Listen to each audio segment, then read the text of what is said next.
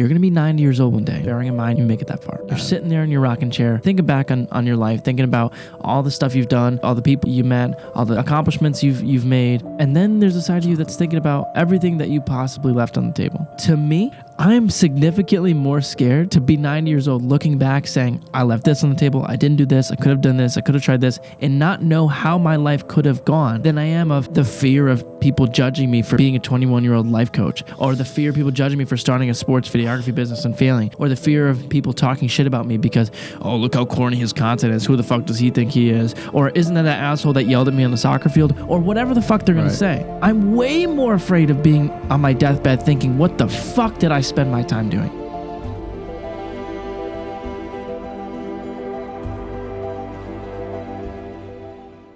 Hello, ladies and gentlemen. Welcome back to the Jason Scalora Show, here today with Adam Hutchinson for episode 29. Welcome back. Thank you for being here. Adam's been my friend, a good friend of mine for a couple of years. We grew up playing FSA together, and we've had some really very interesting conversations over the phone. Honestly, usually when I have conversations with people about, and they approach me about like coming on the podcast, usually it's about like an ego thing, and they're like, they want to flex whatever, or they just want to be, you know, significant and feel like cool for being on a podcast. And usually the answer is no, but I'm always open to it. I'm like, hey, let's have a conversation, see what you're about. 9 times out of 10, it goes to shit, and they just are like, well, I just kind of want to be on a podcast. And I'm like, that's no.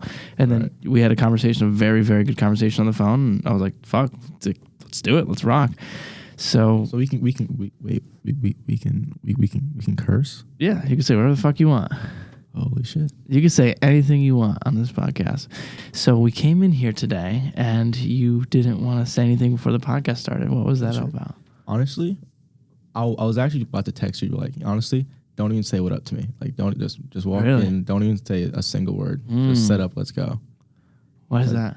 I don't know. I feel like the conversation wouldn't have been as fluid or natural if we had a pre-conversation. Really? Yeah, because like you said, you don't have topics or whatever. Like, we didn't come here planning a conversation. Yeah. So then, I don't know. I feel like it would be compromised if we had an earlier conversation. You know, I used to think that it was like that a podcast wouldn't go well if, you know, you went into it with a mindset of, okay, here are the questions I'm going to ask you. This is what I'm going to specifically ask you about, and yada, yada, yada, and have everything laid out like a structured conversation, like have a format for it. And then I realized every time that I did that, I would get to like one of the bullet points, and then everything else would just be left there on the paper. And the reason for that is because if you want to have a conversation where you hit all the bullet points, it's not a conversation. What that is an interview, or, you know, trying to get a soundbite or whatever it is, but it's not a conversation, because conversations go wherever they go, and there's, I don't know whatever you believe in, but something else is guiding that conversation besides you, the two people. Like if you look at like a night show host, like a Jimmy Kimmel or something, they can steer a conversation like to hit the topics they want to hit, right? That's true. However, I think that for me, that's kind of like one of the biggest things that I pay attention to when I'm talking to people, when I'm deciphering whether or not I should have them on the podcast, is if there's some sort of agenda there, right? If you're going to come on a podcast because you want to, you know, advertise something, or, you know, you just want to feel significant, or there's some means to an end, then the chances are I can feel that, and I'm not going to want to have the conversation. Listen, I'm not saying I'm against advertising or making money or whatever, but what I am saying is that I want the truth to come through. I want whatever you feel pulled to talk about to come through to the fullest. Like, it doesn't matter what it is, but if it's authentic and it's your truth, then in my estimation, I have the faith to believe that that's going to be the best possible conversation that we could have. And I agree. I think that's fair enough, honestly. Yeah. What I was going to actually ask you, I know we kind of went on a tangent, but what were we talking about on the phone? Remember when we were on FaceTime and you were playing chess? Yes. Yeah. Yeah, I remember that. So that I came to like an epiphany or something. Oh, that's right. In the middle of my like. And you had me writing something down with circles. First of all, we could talk about circles for a while, honestly. Circles. Do you have a favorite shape? No, I haven't thought about it enough, so I don't really know. I gotta go circle. Like it looks boring, But circle's like... Circle kind of feels right, to be honest. It's just like the most perfect shape. Like, it's just the greatest, you know? But anyways, I was in history class, not paying attention because she was going over something that we already went over. And while she was talking, though, doing her revision, I was like, weird shit happens to me. Okay, weird shit happens to me. I can't explain it. Shit just hits my head and like I think of something. Yeah. But now I think about it, I was probably being like fake deep, honestly, because like I look back on it, I'm like, you know, I don't think it's this simple. I was trying to make it seem so like life was kind of like a dial, right? Like you're cracking a safe, right? Right. And you know how lock breakers, they hear like the tick, and that's how they... Right. So like I was thinking like you're in your like circumstance currently. Okay. And all the decisions you make in your circumstance like move you forward or backwards. Right. But we're all going forwards, right? Right. And if you're turning your dial, there's the special little thing that's going to like boost you forward essentially to like that next level or greater circumstance that you are striving for. So you're saying like a breakthrough or something like that? Yeah, like and like honestly, now I think about it, there's probably not just the one option, right? Right. But in this example, which is probably a terrible example now, like whatever. No, I don't think so, but keep going. I was also breaking it apart into like quadrants. So like you could have your positive, like your just super positive like takes or decisions. That's right. Compared to like a negative decision, which is like murder. Murder would be a negative decision, right? But like that would change the course of your life for like, that would shoot you off in that direction. Got it. Okay. And that's essentially like the idea. And you can like break that off into a bigger scale or whatever. But yeah, no one cares about that now. No, but because I remember sitting there, I was like, oh shit, you know, that actually makes a lot of sense. And then we broke into a deep conversation. But honestly, like one of the main things that I really was thinking about, I couldn't get off my mind of like what I definitely wanted to break down and figure out about you is how you became such a likable person. Because what? Is that true? I swear to God. Because like honestly, if you think about, like I remember I was talking to Alex and anytime you come up, we're like, oh, we fucking love Adam. And there's no matter who's in the conversation, if they've met you and they've been around you, you're always in a position where like people want to invite you places and like you're always a welcoming person to be in the group. And for me, obviously, and you can attest to this, when I was playing at FSA, like I was not that person. I was usually the opposite. I was the person like, don't invite him to play pickup, bro. We just want to chill. We want to have a good time. Like I'm the opposite person that you'd want to have around. But you were always you were literally the exact opposite. You were the person that people always wanted to have around because you were good to compete with. You had a lot of fun. You tried hard, but you never put trying hard and you never put competing over being a good person. You never put competing being, kind. And I wanted to know, like, is that parenting? Were you on the opposite end of that spectrum at one point? Like, how did that manifest itself? Well, first, thank you. That was very nice of you to say. Of course. But it's genuine, for real. Like, I'm not blowing smoke.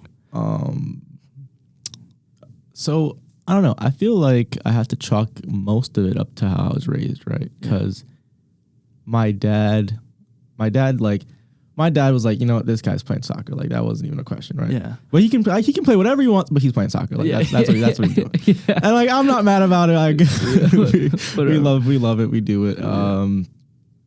But respect is like the center of my household, right? Like you wake up in the morning, you go downstairs to get breakfast, you see your mom and dad, you say good morning. Like that's mandatory. Right. You don't say good morning, you're in punishment immediately. Right. Like what the fuck is wrong with you? Yeah. Okay.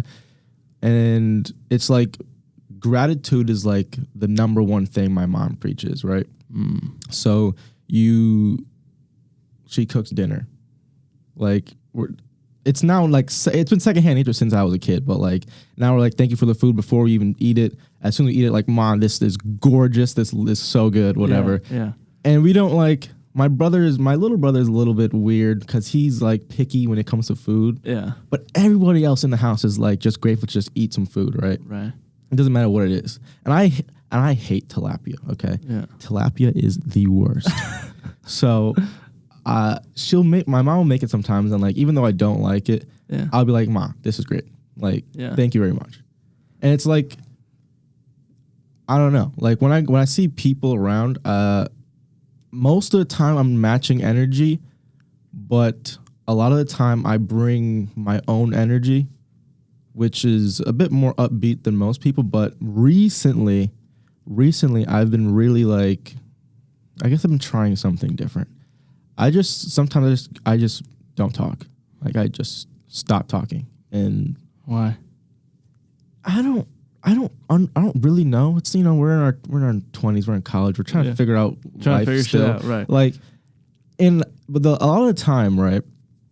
I've been in a scenario where talking too much, like ruins the experience for me, right? Like it ruins, or not maybe ruins, but it could annoy people that I'm talking a bunch, whatever, and like whatever, what people think, whatever. Yeah. But I'm just saying, like, I get to take in more of others when I'm just quiet. Like I just stop talking and I really like receive what other people are doing. Well, because to me, the thing that I notice a lot, and this is not anything that I've ever experienced myself, really. I mean, everyone experiences commonalities, but the thing that I notice, especially with people who are more empathetic and especially people who are more well-liked than others, people who are generally kinder, more understanding, more agreeable, aren't the life of the party but are always invited to the party, not the person that's the extrovert, but more so the person that's just gels well with everybody, is usually the same person that compromises their own beliefs and compromises their own philosophies and ideas just so that they can feel liked. And I feel like, I mean, I don't know if that's the case with you, but I feel like it's the case with a lot of people who are well-liked individuals because they always go through this process of, you know what, I'd rather not speak my truth. I'd rather not speak up for what I believe in. I'd rather not, say a joke that people might be offended by. I'd rather not do X, Y, and Z because if I do those, then I potentially risk, being disliked. I potentially risk being in some way, some shape or form, being rejected. And I want to know if that's something that you deal with. Okay. Actually, first of all, thank you for keeping me on track here because I was definitely going on a tangent. No, but I wasn't even, I didn't. Well, I was missing the point that I actually want to talk about, which you actually just brought up. Like that compromising your beliefs isn't required for anything. Like It's not required at all. Agreed. So the thing is, though, right, you're not really trying to be confrontational with everyone. And some things you just got to let roll off your back or whatever. Right. In life, you can't take too seriously because what are you doing? Right. Like if I saw someone walk in with a onesie on, I would laugh. Yeah. They should laugh too because they know what they're doing is funny. Yeah. But whatever. Like we go play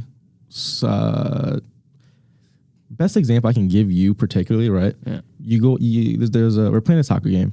Yeah. And there's a free kick. Yeah. You want the free kick. I want the free kick. Of course. How the fuck do we decide who takes the free kick? Yeah. Tell me, how would you go about it? Here's the thing is in that moment, I'm so obsessed and so like immersed in the because right now, if I were to look at me and have control over me from this peaceful, neutral state, I'd be like, give somebody else the free kick. Really? Because 9 times out of 10, I am not the best free kick taker on the field. If I am... ASMR for the people. That was fire. Hey, yo. 9 times out of 10, I'm not the best free kick taker on the field. I think whoever the best free kick taker on the field is should be the one to take it. And I think 9 times out of 10, the coach will know that. So in majority of cases, the coach should be like, you take the free kick, or whoever the best person is to take the free kick should take it if whatever has the highest probability of putting the ball in the net. Okay. So that's how, in this state of mind, I would make that decision. Okay. When I'm competing, right, it's different. It's so different. Absolutely. And again, that's a big flaw of mine, and it really brings out the worst in me. That's not a flaw. Agreed. You're right. That's Agreed. Not a flaw. But I think it brings out and brings to the surface some of my biggest flaws, which are my inability to be kind, My inability. That's possible. My inability to be empathetic, my inability to think rationally, like these things. Oh, absolutely. Right. And so then when I get in these states, that's why I'm the dickhead on the field. That's why, all these things come up because of that competitive drive, which is good. And it fuels me in a bunch of different areas of my life positively, is now being tainted because it's being brought up with all this other bullshit. So I'll be the person on the field. It's like, I'll fucking score. I don't give a fuck. Like, give me the free kick. Right. And then you're going to be there and and this is real. You're probably better at free kicks than me. But I'll still be the one to be like, no, I got it. Trust me, I got it. And then I'm guessing you'd probably be like, all right, whatever, just to keep the peace. Well, like for example, if it's just a club game, right? Like, yeah, like obviously I want to win the club matches, but I know it's club and it's not that deep. Okay, like we lost 6-0 to UConn. I was tight, but like I'm not gonna go home and like ruin my whole day about it, right? Yeah. If we're taking a free kick for like the finals, right? Like the championship finals. And I really do want to take the free kick. Yeah. I'm going to let you know, like, all right, listen, I got it. And, like, I feel like just off the strength, I should be able to, like, win that argument. And if not, and if you're really going to fight me after that, I'm not going to push the issue anymore. Because then at that moment, it's like, it's out of my hands. I'm not, because after that initial, like you set the line and they want to keep going, you risk ruining the morale or the rest of the gel of the team after that, right? Because like, you ever seen Balotelli fight for a penalty or like Sturridge? Yeah.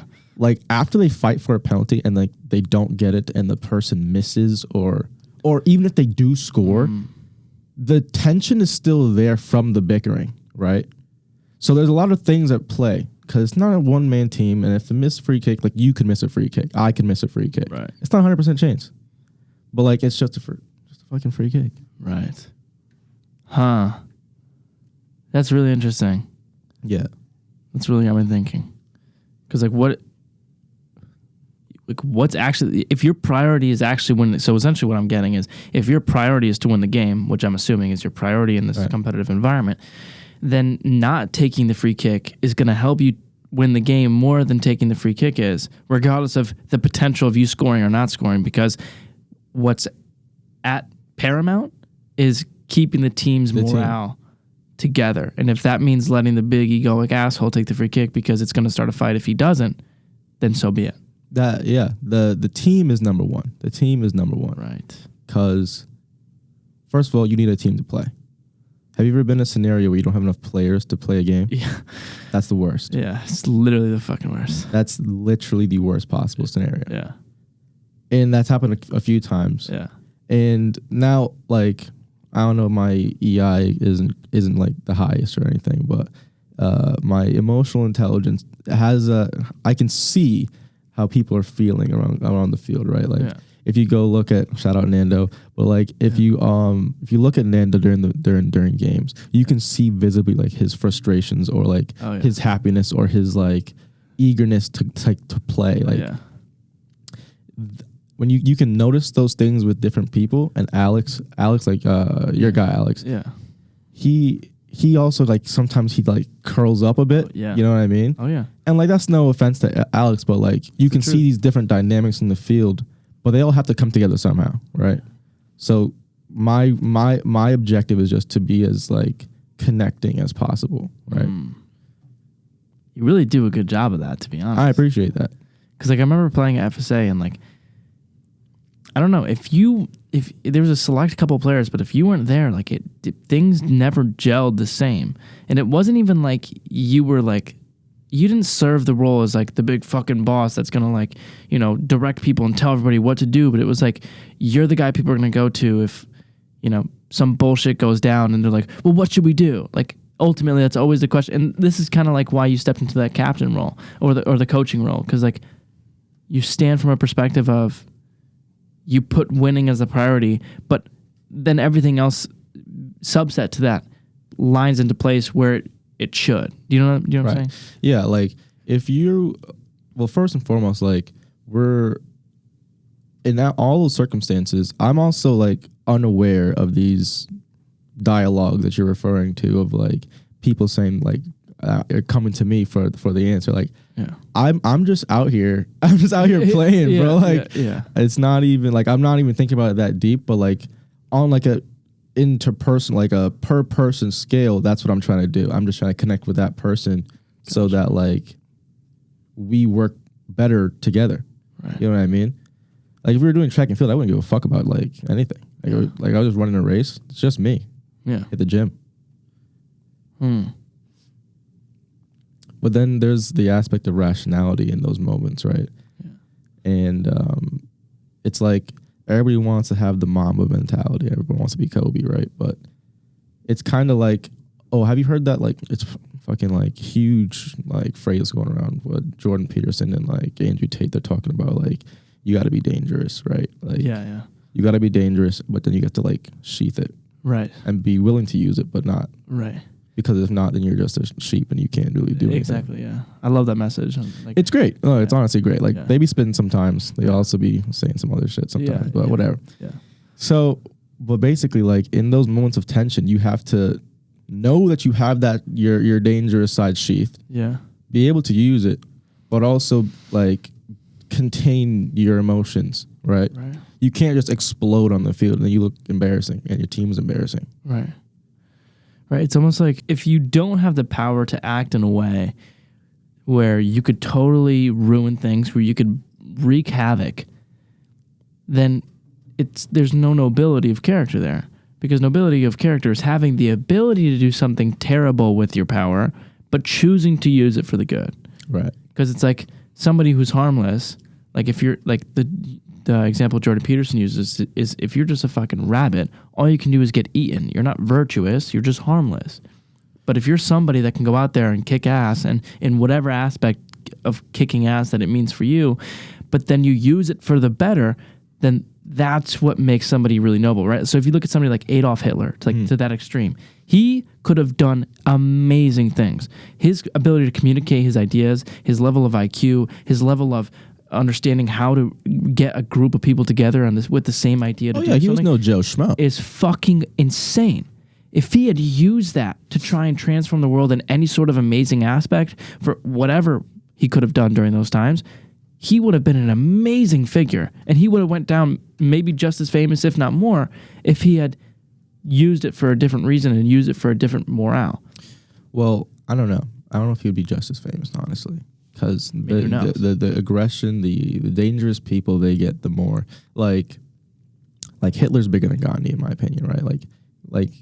Like Gandhi, I think is obviously the better choice, but like Hitler is like known, like that's you say Hitler, like you know everything he's done. But also negative information sticks in your mind much more powerfully. My point exactly. Yeah. The peace route is definitely a less popular route. Like does not win the popularity prize at all. Yeah. When I say is famous, I probably should have said would have had as profound as an impact. Okay. That doesn't mean it's gonna be talked about as much because it's not negative, and we're human beings, so we're drawn to the negative because we need to pay attention to it. Otherwise, we're likely to die if we don't pay attention to what's going wrong. Fair enough. And I'm glad you brought up this grander scale because I have a question for you. So we're talking about being dangerous, but sheathing it, right? Yeah. But willing to use it, right? Then there's a question about nuclear weapons. Like, what do you say? What do you? That's a deep fucking question. I mean, to be honest, I know nothing about politics or foreign affairs or anything like that. Yeah. I really feel like I'm not fit to give an answer. I mean, I'd like to say that, like, similar to chemical warfare, it should just be a law of war to not be able to use it. But then again, like, how do you regulate the use of nuclear weapons when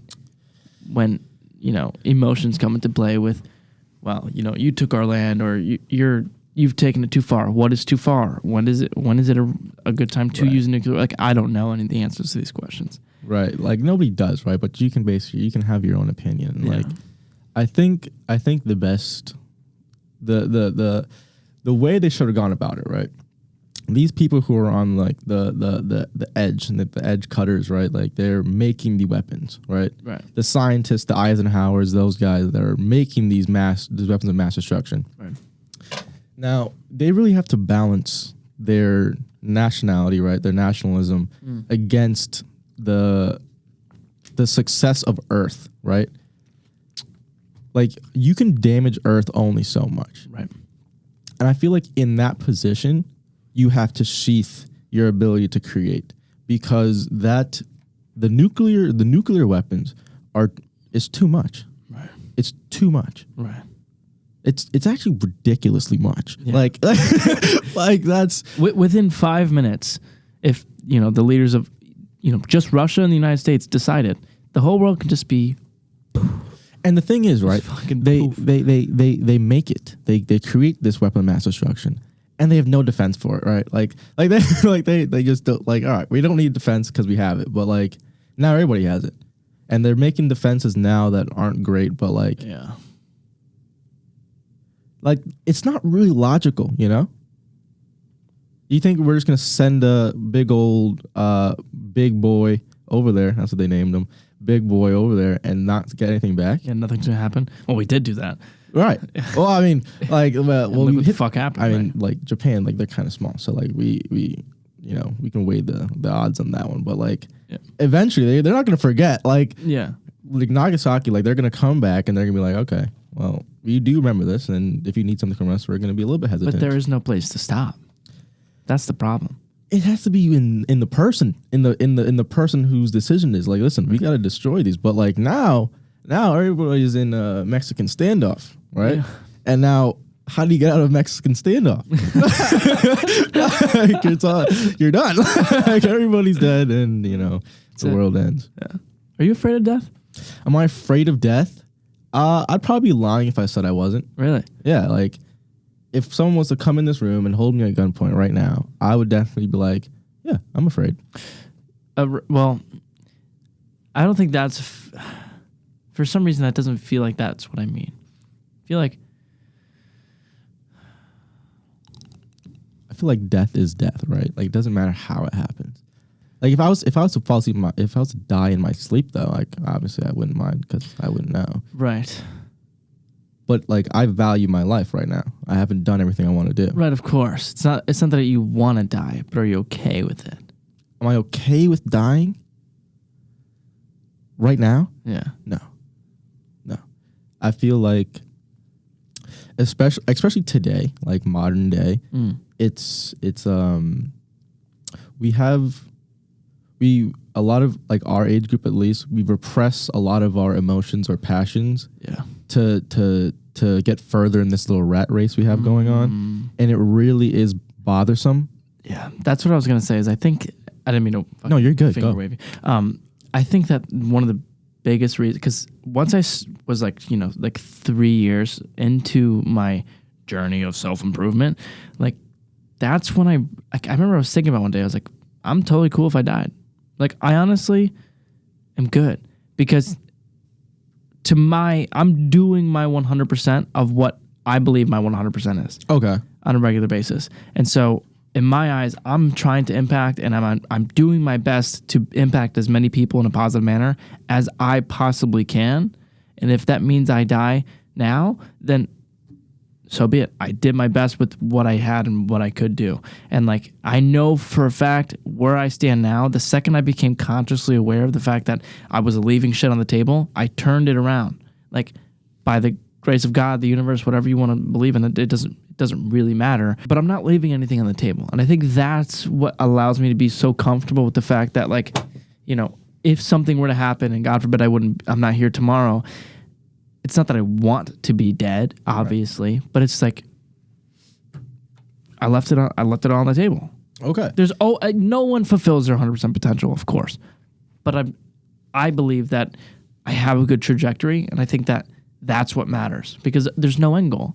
And so, when are you ever going to be okay with death? Like, what's going to make you feel okay with I left my mark, I did my thing? Like, it's your trajectory. It's doing what you could do.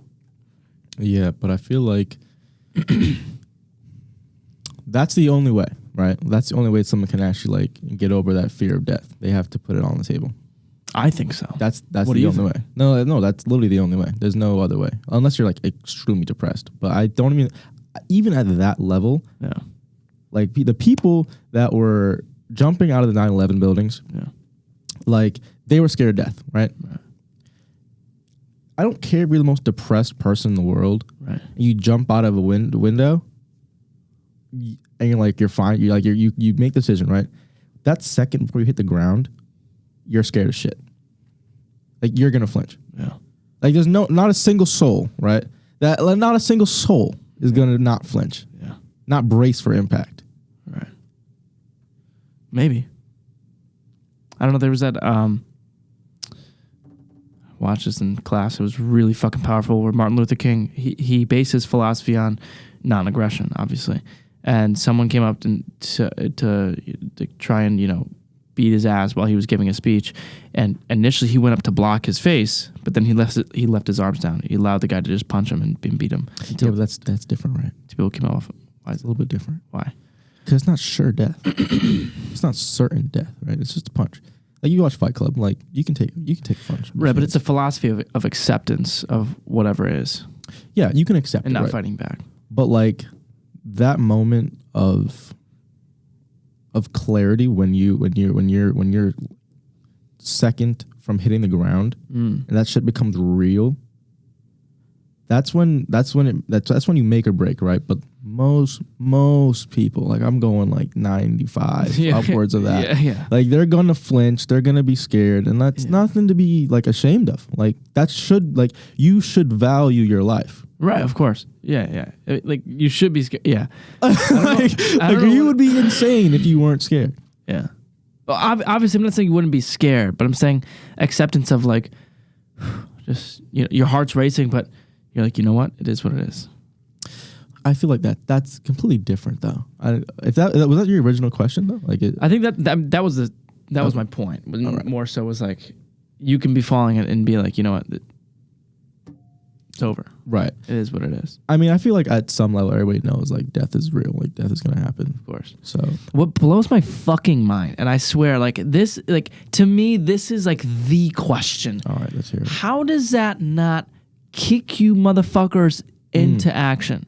Like you wake up every day knowing that it's not guaranteed that you even have another 5 minutes on Earth. A nuke could hit us right now, and it's all over. Bang. What did you do with your time? How did you spend your time and energy? Did you love? Did you matter? Did you pursue something meaningful? Did you give? Did you serve? Like, did you actually try and make things as better than the way you found them? And if the answer is no, and you know that you are going to die, certainly it's gonna end. There's a game over for everybody. You're just gonna scroll on TikTok for 4 hours, like to me. And what I'm not saying that as if I'm above it. Like I still do that shit too. It's the craziest concept to know that we know we're gonna die. In the grand scheme of time, we have a flicker of it. Yeah. And we're still sitting around just fucking pissing around. Now, like I have an answer for that. Like it's a lot more simple than that. Like everybody knows that. Yeah. Everybody knows and accepts that, and like they strive for that in their own way. Right. But the problem is humans are like by nature just impressionable, manipulated, like easy to manipulate. Like that's social structure allows humans to be easily manipulated. Right. And like you're a psych major, so you probably know this experiment a little bit better than I do. But the line experiment. The line experiment is a perfect example of this. Oh, well, you can be dead ass right. Yeah. Like, you can be correct by a mile, right? Like they line people up with like different fucking lines, and they're like, all right, which one's the fucking shortest? And they're like, to give you guys a quick breakdown, essentially what they did was a couple psychologists conducted a study. Not sure what the study is. You could look it up; it'll come up right away. Where they had a group of people enter a room, and they had a line. They had a page with 3 lines on it. And what they did was they asked people to name which line was the longest or the shortest. But what the people didn't know who were being studied was that there was only one of them being studied in the room. And they thought that there was a study of like, the 8 of them to figure out, spatial reasoning or whatever. But it was really a psychological study. So there was one person that was the actual study person that they were looking at, and the other 8 people were just actors. And so let's say line C was the longest by far, but line A was like, maybe middle way. People would blatantly lie. The actors would be like, oh no, it's line B, it's not line C. Oh, it's B, it's B, it's B. And so everyone's saying B, and then the last person's sitting there like, it's fucking C, but then they're like, B. And so they measure to see like how much you'll socially conform to whatever it is. But keep going. So right, that social conformity, that's the reason that people will stray away from their goals, their morals, their whatever they believe in, whatever they want. Yeah. They will literally like put that on the back burner just because everybody else is doing something. But why different. do they socially conform? Why? Well, we're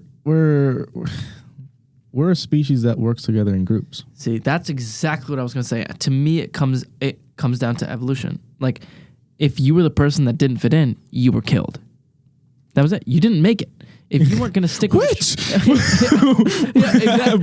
exactly. But like even more simple than that. If you're the person that strays away and doesn't follow the tribe and doesn't do your duties and doesn't socially conform to the tribe, like, you're going to be kicked out of the tribe because you're not working with everybody for the higher goal, which is survival and to reproduce.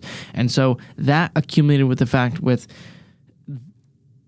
we're not wired to thrive. We're wired to live.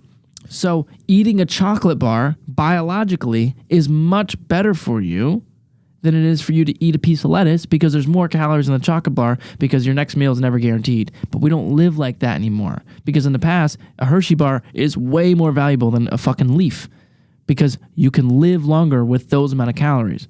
But we're not living on simply calories anymore. So things that taste good the whole philosophy is flipped on its head because pleasure. It's not right. So immediate gratification was the thing that kept us alive. But now we have porn and cookies. Right. So porn and cookies. Well, exactly. So I think that now that we're not completely preoccupied with just trying to survive and continue to reproduce and keep the human species going, now we have to battle with problems that we now have to make up ourselves, and that creates a whole game, which is fulfillment, because there was no question of fulfillment when they were just cavemen. It was, let's fucking not get eaten by the saber-toothed tiger. That's fulfillment. Right. So to me, at least, that's the way I look at it. Yeah, a bunch of artificial dopamine and the decisions, it's kind of like, right?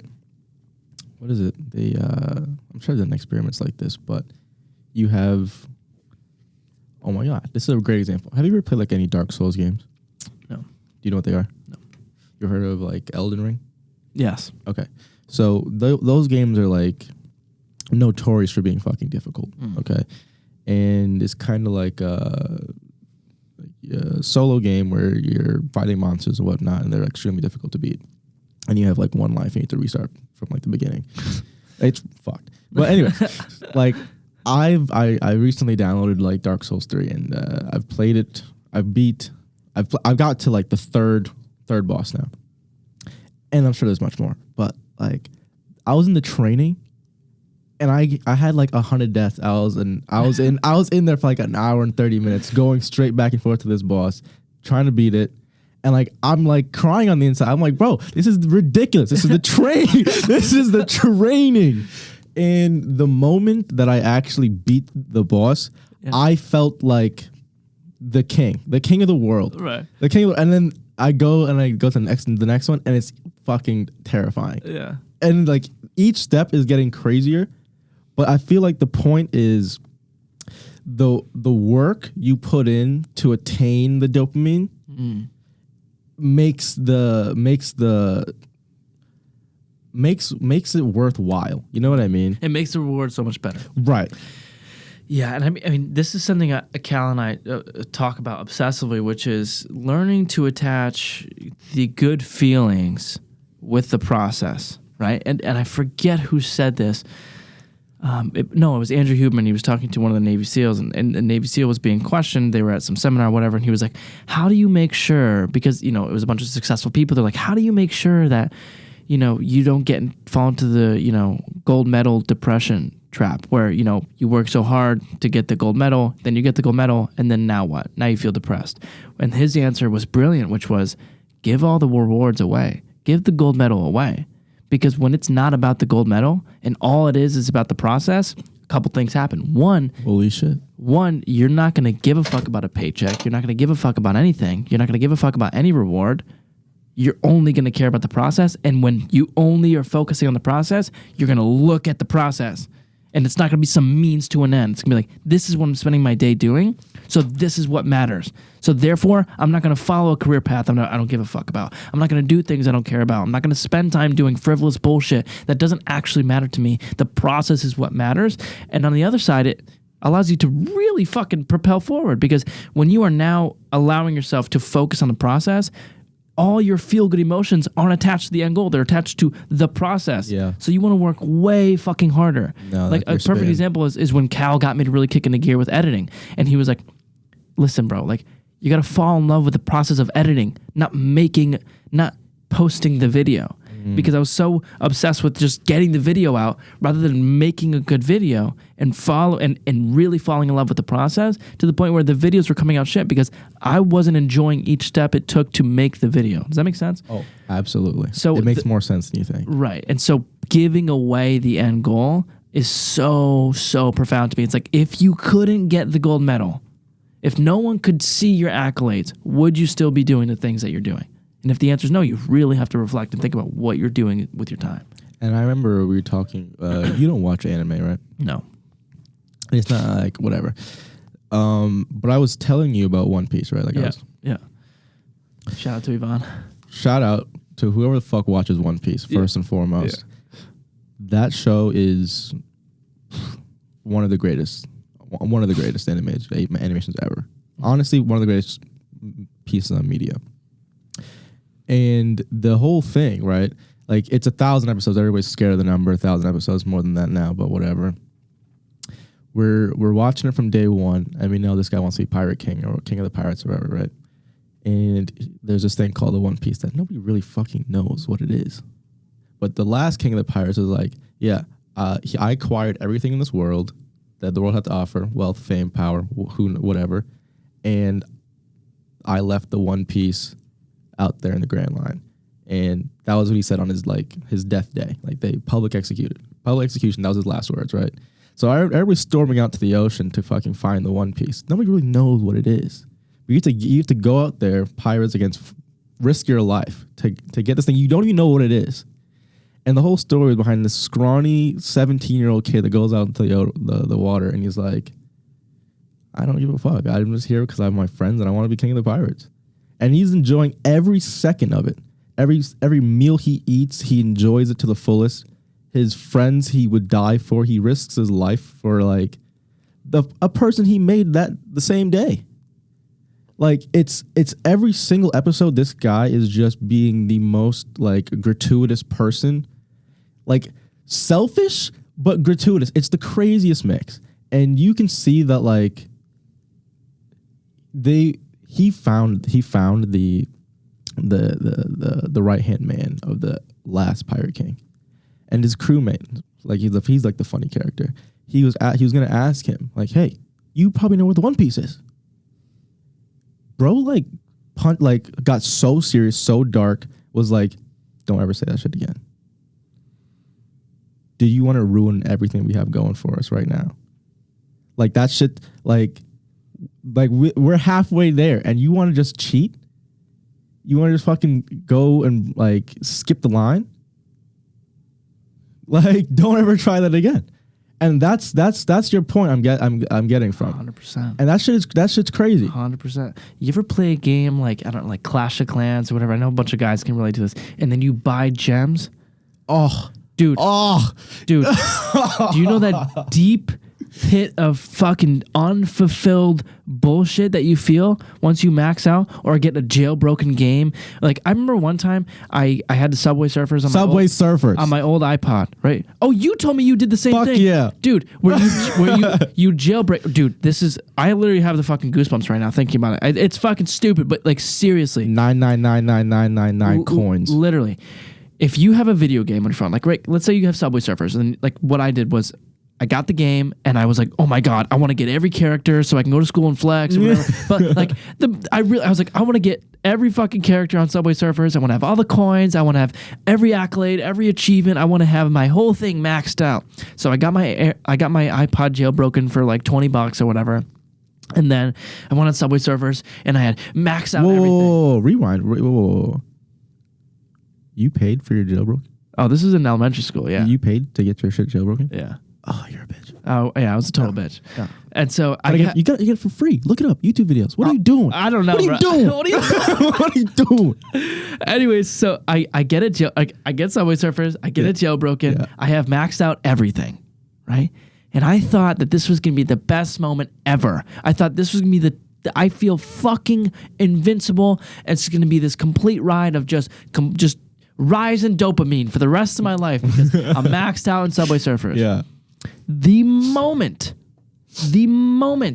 you have everything that you could possibly want in the context of this game, you no longer play the game. Just follow a number. All you give a fuck about is the process, but you don't realize until you're on the other end of that.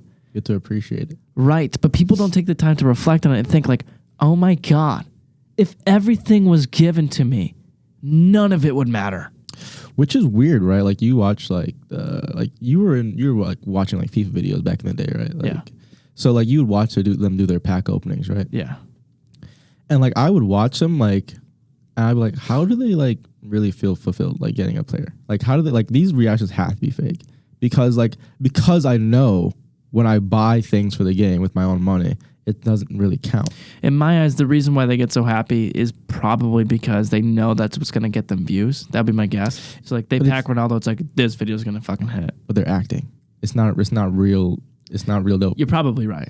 Like, and what's it? You know W2S Rotor Show. Yeah.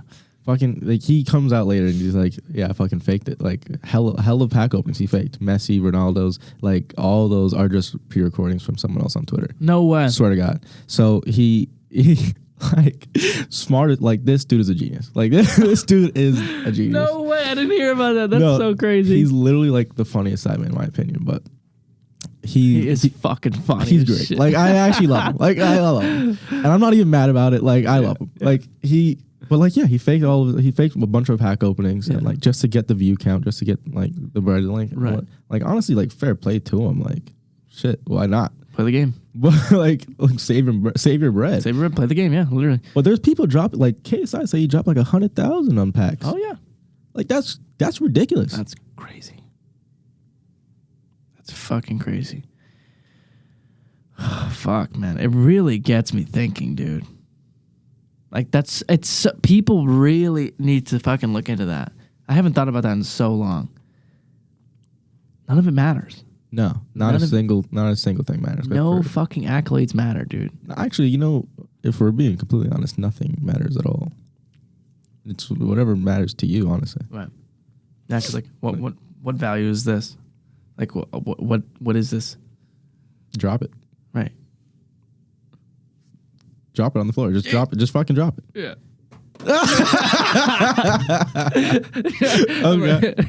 No, but for real, like what is this? This is a little foam thing with metal and wires in here. Like, what is it? What value does it have? Well, you can make a pipe. What value does the wire? Like, can you eat it? What value do you have? Exactly. Like exactly. Like if you were to expire right now, the only person that would have the say of value would be me. Right. In this current moment, right? Like it would just be me. You would just expire and I would just be here. Right. And that's it. That's it. I could come out here and just not say a word to anyone. Literally. They would never know until they found you and then make value out of it. It's so crazy. This whole Subway Surfer shit got me fucked up. Bro, when it's just a falling number and you're buying your characters and you're just like, all right, it's only dropping by like the third digit. I have like so much more. Literally. Well, it's like, dude, think about how much you enjoy the game when you could barely afford anything but you just made enough to get that little fucking, snowboard or whatever the fuck you wanted. And you bought it, and then back to zero, and then you have to do it again. And all you're dreaming about this whole time is getting fucking 99999 coins. And then the second you get that, you stop playing the game. This is funny, right? So it was literally it was Thursday. I have a 3-hour class on Thursdays. And it's fucking accounting information systems. Now, this man does not talk about anything about the class. It's just, he goes on his tangents, okay? Now, from the beginning of class, before he walks in, I'm playing games. I don't give a fuck, okay? I'm playing games on the computer. Yeah. I found this game. Great game. In love with this game. It's a racing game. And you just click for the gear shift at the green. Yeah. You know how a gear shift works, right? Yeah. I'm grinding all class. I'm grinding my ass off all class. I'm working up a sweat, but keeping it studious, I'm looking back at him every now and again, and I get this. I'm buying new cars and shit, whatever, and I'm really going for it, I'm going for the max car, and I keep scrolling. I'm like, oh shit, that's kind of expensive. I'm loving it though. Middle of the class, we take a break and I'm still playing the game. And he comes back to class, maybe 15 minutes in. I check my email and I come back, and I'm playing the game while he's talking, and he comes over to this side of the room. He's just talking, standing there, and you know how teachers do that thing where they just call you out without saying your name, mid talk.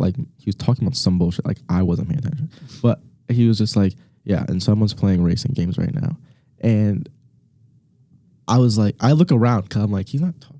There's no. I'm who the fuck is playing racing games right now? And I look back at my screen oh, well, fuck, that'll be me. And the guy next to me, I've been playing games all class. And he knows I'm playing. The guy next to me knows. He sees me. Yeah. And then the teacher proceeds to go, yeah. So because of COVID, we can see the screens because of the plastic glass behind you. And I was wow. I was just there's no way I got caught by a COVID screen. That's so funny. But yeah, I closed the game and I was my heart sank. I had to sit there for 34 fucking minutes afterwards in depression. Oh God, your soul dropped. I was just yo, the only thing keeping me going was this racing game. Yeah, fuck. But yeah. Where were we headed with that? Oh, we were just we were heading with the gratitude from purchasing, working with the journey. I was really appreciating the journey, and it got taken away from me. Yeah, it's just it's almost like if someone hands you your phone. Let's say all you want is the highest level Subway Surfer game, and then someone has it on their phone. They give it to you, and you play on their phone. How does it feel? It feels like you're living in luxury for a second, right? But it doesn't feel good. It's like first class. I feel like that's how first class would feel. I guess, but I just feel how long is that going to feel good for? Not long. What, 10 minutes? People in first class will tell you. It just starts feeling like you kind of expect it. Right. I don't know. To me, it's just it's not. None of it matters unless you fucking earn it. So it's I was talking about this to myself, and I was am I at a disadvantage because I'm middle class? Yep. Yep. Not obviously monetary wise, but no, I can. Yep. But emotionally, individual. The people you hear all the rappers talk about start from the bottom, made at the mud, whatever. Their success feels that much better. It's about being hungry, right? When you're born to the middle, Ed Milet talks about this because he was born to a relatively middle class family. It's being complacent that's gonna fuck you up. There it is. Granted, you can be complacent doing whatever, but that hunger, that dissonance between you and where you want to be, is what makes you work your fucking ass off, and what makes you become the type of person that's gonna excel. When you look at the people that sit at the top, they all have that fucking story. Dude, I was fucking starved, raised in the hood with a single mom. Nothing was going good for me, in and out of prison, doing all this bullshit. And then I finally hit rock bottom. And then got fucking lower. Yeah. And then fucking made it. Yeah. Off a whim. It's the hunger. And this is why I think, and for me, this is why I've gone through this thought process a million times, and it only leads me back to God, the universe, whatever you believe in, doesn't really make a difference. I was just gifted with the ability to, it's conscientiousness, and more specifically industriousness, which is just a personality trait. It's like the big five, ocean. What? Okay, so there's a personality thing. Okay, yeah. It's openness, conscientiousness, extroversion, agreeableness, and neuroticism. Yes. And conscientiousness is the basically willingness to be disciplined, willingness to work hard and just work. You know, the people that just like all day, they're just fucking doing stuff. It doesn't matter where you put them. They're just going to work, because that's just who they are. And that's the way I am. It's just like, I'm competitive. That's who I am. And so to me, if I didn't have this extreme trait, I would just be complacent. It'd just be whatever, because you don't need to. Like, I was born into a middle class family where there was no worries about having food on the table. I was never worried about my health. I was never worried about anything. Like, any problems I had were very first world problems where most people would laugh at them in terms of history. And so for me, that's the biggest killer. That's where I think my message is really going to resonate with people, because I think being born into a place where you're comfortable, although you want more, that comfort's what's going to suck the fucking life out of you, because you're in a position where you don't need anything. There's no reason to be super hungry. There's no reason to be like, I need to fucking help my mom pay off her debt, or I need to help my dad do this, or I need to do this, I need to do that. I need to help them get out of this rut. I need to get myself out of this rut. And so you're just constantly in the state of just lax. Whereas, whatever. The Big Lebowski. Fuck it. I'll just, whatever. I don't need to do all that. I can just chill and it'll be fine. I'll be good. And so for me, I think that figuring out how to get myself from a position where I don't allow the fact that I was born into comfort to bring me into more comfort is going to be my biggest asset to help the people that are in those similar shoes. You gotta turn the burner on yourself. Exactly. And you have to break into that, Right, but how do you? Because to me, I get it. I understand. That is the answer. But I don't know, nor do I actually believe that I would have done that if I wasn't such a stubborn, competitive little asshole. Like, that's just who I was. Like, my initial reasoning for starting my personal development journey was because I wanted to be the best. Because I wanted to fucking compete in terms of being like, I'm going to be the most disciplined. I'm going to be the most fit. I'm going to be the most this. I'm going to be the best at this. I'm going to be the best at fucking understanding psychology. I'm going to be the best at this. I'm just going to fucking win. That's all I wanted to do was win. Eventually, my self-improvement journey brought me to the point of understanding that that's not the reality, but that's what got me going. I don't think that's. I think your self-improvement journey, if that's what happened to you, like I would feel bad for you, honestly. Because if you're saying, right, I want to be the best, whatever, there's nothing wrong with that. And if anyone tells you there's something wrong with you wanting to be the best at everything, right, they're fucking wrong. Well, it's not because I wanted to be the best. It was because I wanted to be seen as being better than everybody else. Okay. It wasn't because I wanted to be who I was yesterday for the sake of becoming a better human being. That's what it is now. Because I've learned to cultivate it and I've learned the actual philosophies behind sustainable progress. But in the beginning, what was the inkling to the fire that is now burning the forest was I want to be seen as being better. It was really ultimately a drive to feel significant because I felt like I was not good enough. But that's normal. That's fine. Of course. But that's fine. But what are you going to say to somebody that is born into a middle class, family that is complacent and has food on the table every night? What are you going to say to that person to get them off their ass and start pursuing something that they find meaningful? Well, first of all, that's a good question. That is actually the question. It's the question. And the whole issue with that is, right, you're comfortable. You don't really know what you need. You don't really know what you want either. And your purpose is not even really, like, you can't even see it. Like you can't even like think about it because it's just like an abyss. Like what the fuck is my purpose here? Like, I'm just here. I have enough funds. I can go and eat with friends. Like, that's fine. I can go bowling, whatever. But in like the grand scheme of things, when like before I die, what I want to do, no idea.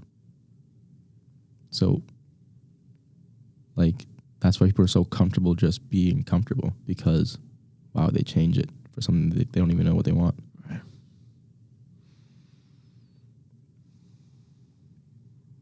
So you think it's a lack of understanding where you want to go? Yeah, for sure. Because like as a middle class civilian, everyone's in the rat race. Like, you're in the rat race if you're middle class. Right. Like, just by positioning. Yeah. And everyone's in the rat race is telling you the same thing, right? Go to college, get a degree, get a 9-to-5. Like, that's the race, right? Yeah. But like rich people will tell you, like, there's no breaking out of that. Like, in that step process, there's no there's no end. There's no financial freedom. Like, you're working to live, right? You have to do something. You have to be the catalyst to do something that changes your circumstances. You can't expect the system to just benefit you, right? The system is to benefit the country as a whole, and it works, right? Because our GDP is okay, like the country's doing fine, whatnot. But the real reason the United States is like, popping is because of the few catalysts that come here. Like, Elon Musk isn't even American. He's South African? I don't know. He's African. Like, he's not even from here, but he came here and he's like, all right, because I can manipulate the system. Like, that's the reason that like the United States is popular, successful. Like, it's not the 9-to-5 workers that are doing like mundane tasks every day, bringing in money. Like, that's not, like, they're just cogs, right? But like, if they stop working, then there's a problem. But like, the big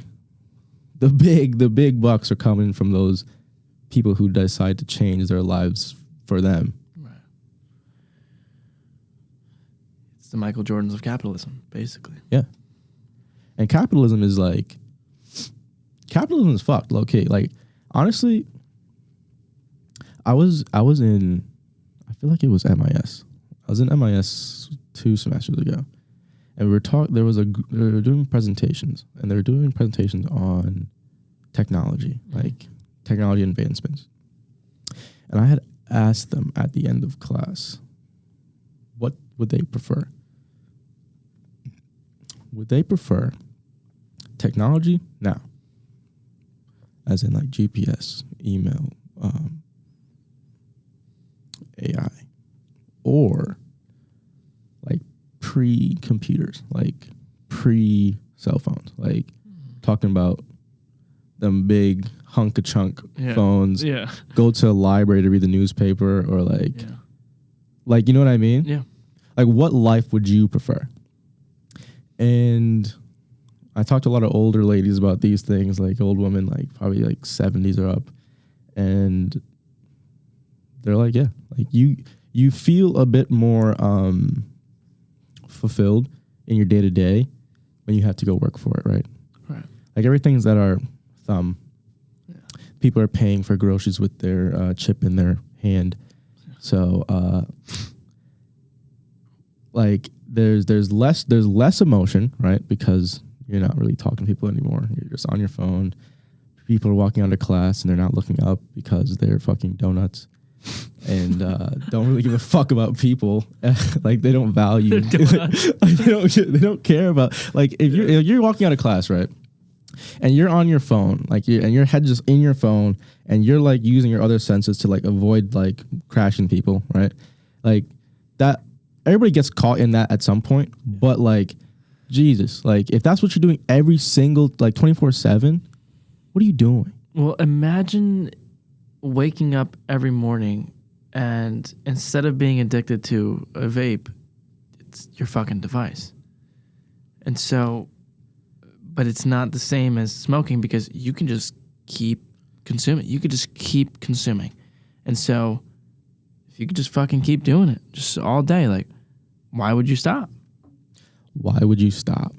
I'm not saying for a philosophical reason. I'm saying, like, if you're just a fucking bot and you're not consciously aware of what's going on and you just know, this is crazy. The more I scroll on TikTok, like, if I just stop scrolling on TikTok, then I'll stop feeling as great. So let me just keep scrolling. Right. Like, logically, it makes sense. Yeah, but it's addicting. Oh, right. It's addicting. And it's like the strength, like I think that's the correct word to use. The strength it takes to actually rip yourself away from that phone, the TikTok, all of that. It's an immense amount of like strength. It's fucking crazy. But here's the thing. I think that people really misunderstand the fact that, bearing in mind maybe there's a couple exceptions, but if you don't have something to replace that time and energy with, you're going to go right back into it. It's just going to be a New Year's resolution bullshit. Like, no more TikTok. You're going to fucking download it again if you don't have something else to do with your time. You're telling me you're just going to sit there in your bed and just, look around and just chill? No. Just holding your fucking dick. Right, exactly. No. You're not going to do that. Unless you have something to spend that time and energy doing that is actually going to be meaningful to you, you're not going to do anything. Well, that goes back to the thing I was saying earlier, right? Where like nobody knows what they want. Right. Nobody knows what they want. Yeah. But I also don't think you need to know what you want to start doing. Like, it's almost like, I don't like the phrase fake it till you make it, but it's almost like just start doing shit and know the whole time that it's bringing you to where you're going to eventually be. Like, it's bringing you to where you want to go, even though you don't know where it is. Because, like, for me, here's a good example. It's like, I started off my college career studying dental hygiene. And then... My grandfather was a dentist. Really? Yeah. My mom's a dentist. Nice. Yeah. So that was what got me into it. Yo, great teeth. Like, first, like, this is sorry off topic, but, like, teeth is, like, the thing I see first. Dude, like, that is the most attractive thing. It's the most important thing. I'm so glad we agree. Okay, sick. By the way, you have really nice teeth. Okay, that's it. Moving swiftly on. What the fuck was I saying? Oh, I was studying dental hygiene. And then I was like, I knew from this, even when I first started studying, I was like, I'm going to hate this shit. Like, I can't fucking do this. Yeah. And so then I switched majors to become a physician's assistant, a PA. And then I realized I didn't like that. So I started studying exercise science to either become a chiropractor or a physical therapist. I realized I didn't really like that, but I liked the psychological aspect of it. So I started studying psychology in hopes of becoming a sports psychologist. And then I went from being a sports psychologist to like, I don't want to fucking, abide by some of these rules or prescribe, people with medicine or sit down with people for 7 fucking years doing clinical therapy. I want to do my own thing. But like, how am I supposed to tell you that like, you got to start at dental hygiene?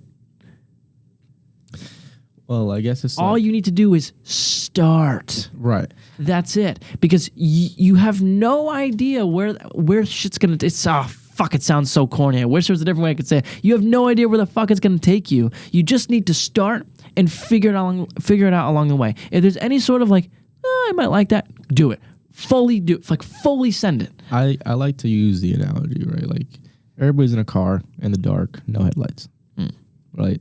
We're going on a road. We don't know this road, but we have no headlights and we're just fucking going. You can only see right in front of you. Right. Like, you can only see that like initial thing, but you still have to go. Yeah. You can't just sit in your car. Exactly. Like, what are you doing? Exactly. What are you doing? Yeah. You gotta go. Yeah. So. Or you could just fucking take the rat race train and just go where everybody else goes. Now, like, there are some insane motherfuckers like that would just fucking zoom in the darkness. Yeah. But like they're still going. Well, because to me, that's the best way to do it. Like, that's the way that like Cal and I are doing it. It's like whatever it is that we're interested in, we go balls to the fucking wall in it, and then if we don't like it, we drop it. But we go, like, we obsess about it. That's a funny look. Balls to the wall. Dude, we, like, whatever it is that we do, we go intimate. All in, bro. Yeah, go for it. That's it.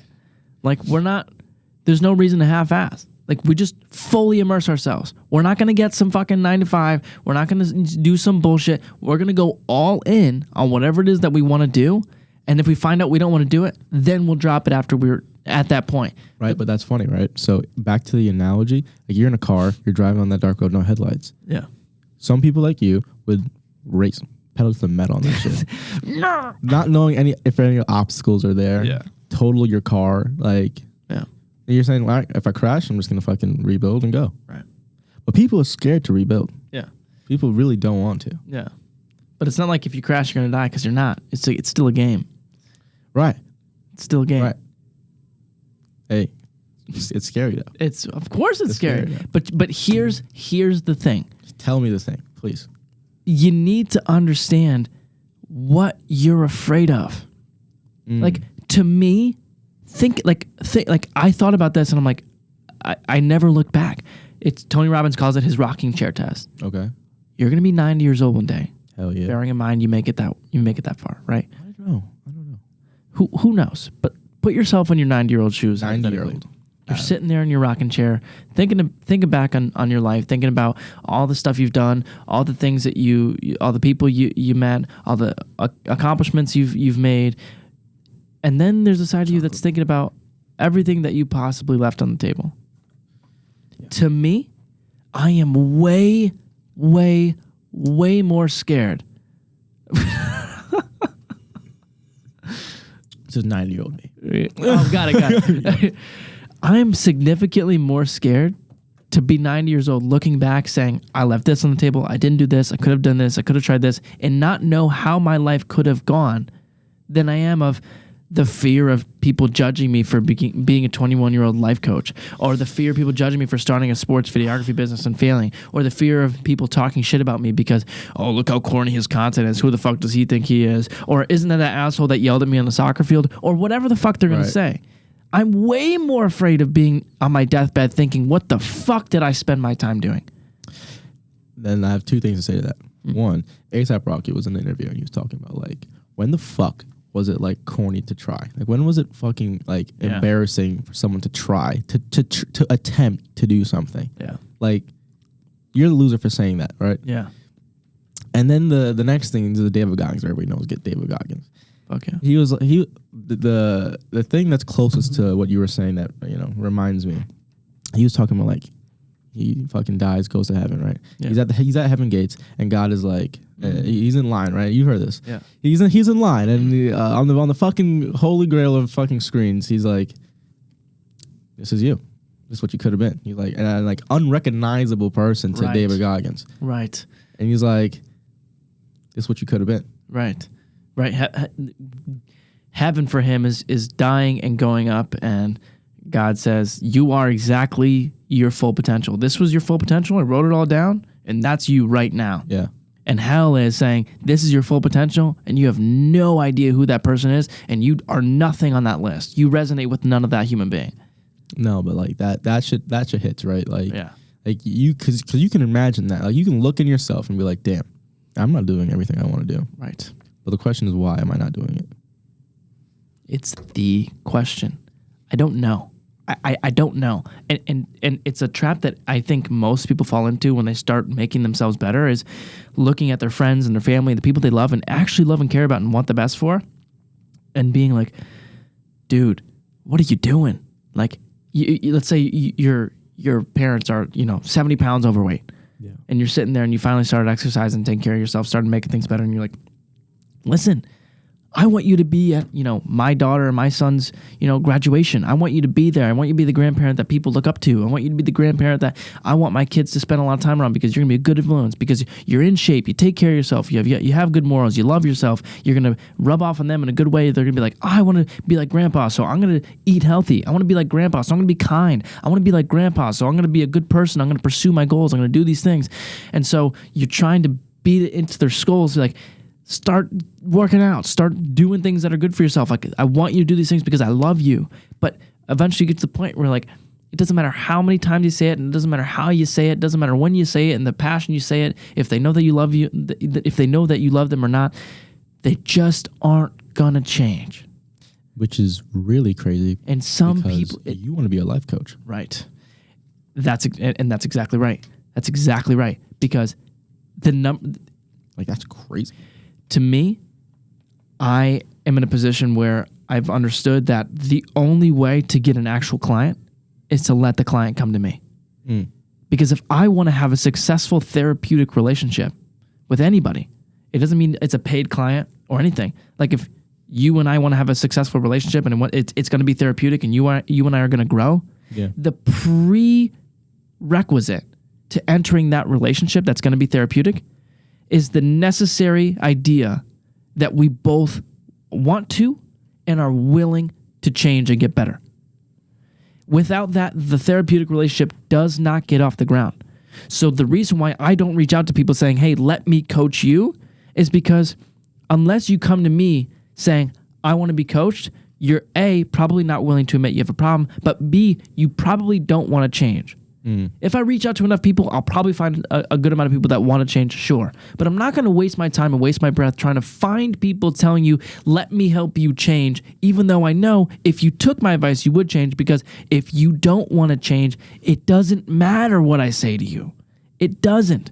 No, for real. I could be giving you the best advice. If you do not want to change, there is nothing I could say to you that's going to make you change. It's the ancient quote in the Bible, do not cast pearls before swine. I didn't know that one. What does it mean? Do not cast pearls before swine. It like don't throw pearls before pigs. Like that's essentially what it means. But it's like, why? Because the more time I spend trying to get you to change, the more time I'm wasting my breath when I could be wasting it on somebody else, right? Like let's say that guy in there. Like I know there's a million things I could tell him that's going to help him change his life, and you're in here. Yeah. He doesn't give a fuck. He's not going to change. It doesn't matter what I say. You want to change. The more time I spend trying to help him, the more time I'm wasting not helping you. Right. Not helping the person in that room. Not helping the person in that room. No, I got you. And every time and every moment and every instance that I spend trying to help him, giving him words of wisdom, giving him advice that's actually very valuable, and seeing that he's not using it and doesn't give a fuck about it, the more I'm devaluing my own word. Because if you're giving advice to people that are dispensing it completely and doing nothing with it but treating it with contempt, you need to shut up, because all you're doing is making yourself feel like what you're saying isn't valuable, even though it is. But it's because you're only telling people who do not want to change. It all comes back to one piece. It does. I swear to God. Spit. Well, so the main character's name's Luffy, right? Yeah. He's fucking.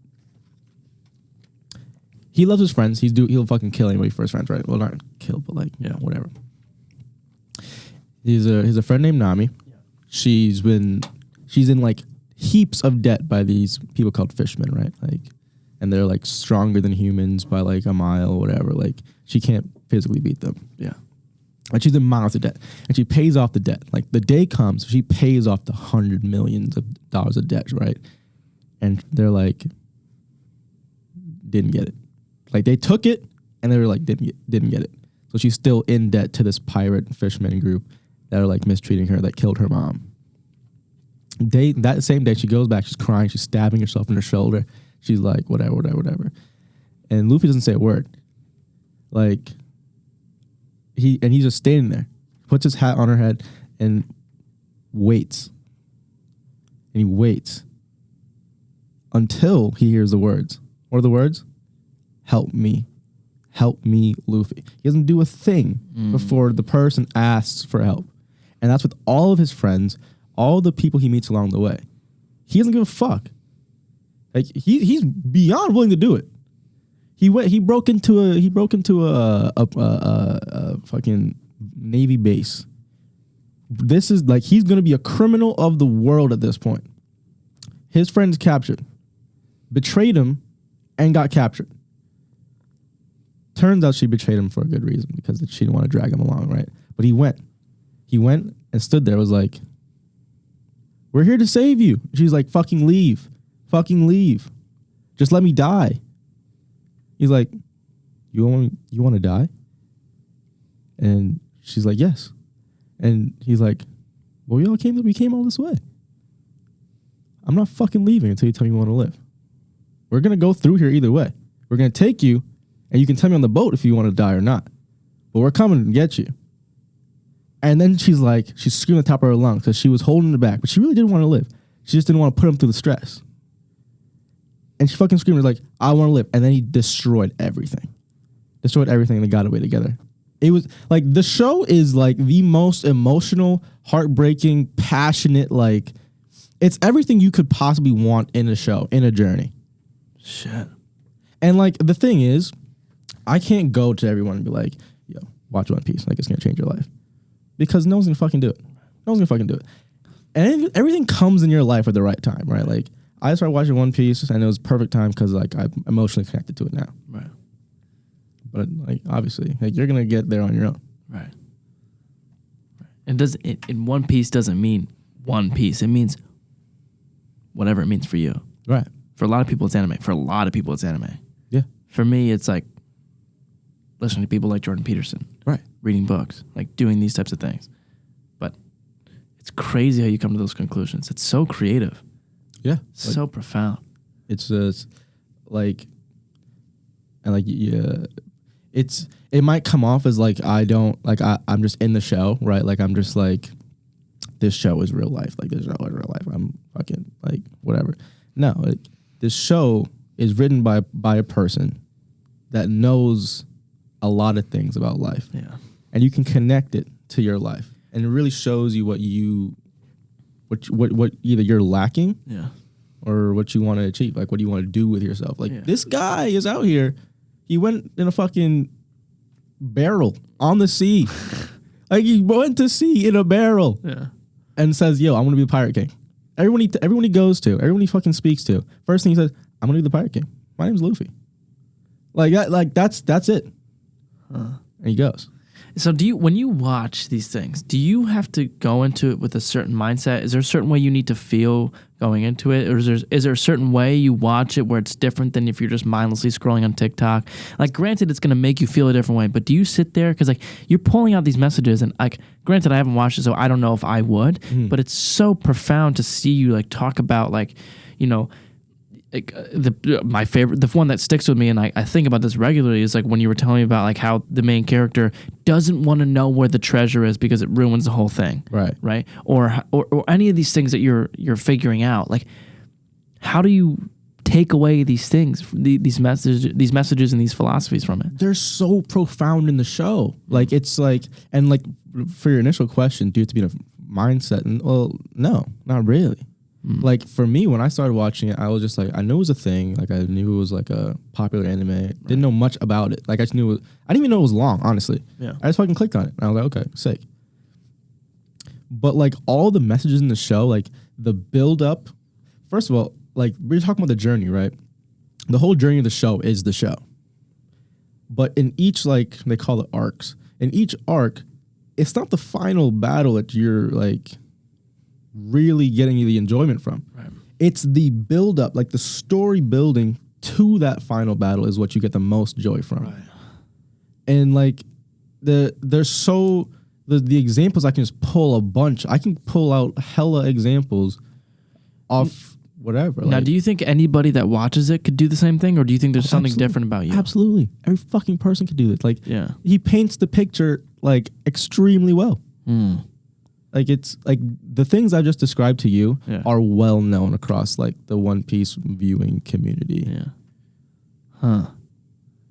That's so fucking interesting. It's so interesting. But even if you don't watch it, like there are like you could YouTube like select scenes.